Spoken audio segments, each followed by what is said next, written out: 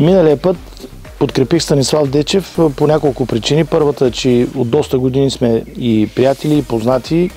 Израснали сме общо взето заедно в нашия град.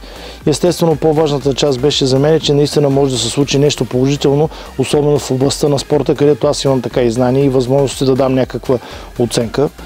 След свършвания мандат видях доста промени, доста интересни неща.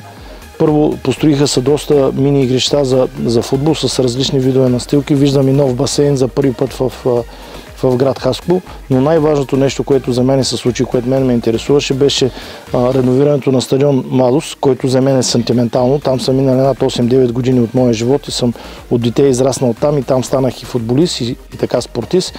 Беше реновиран и направен наистина на ниво, което да отговаря на всички стандарти за работа. Се изпълниха нещата, които можеха да се изпълнят този кратък 4-годишен период. Надявам се в следващия мандат да го подкрепим отново и да видим още по-значими неща, най-вече в областта на спорта.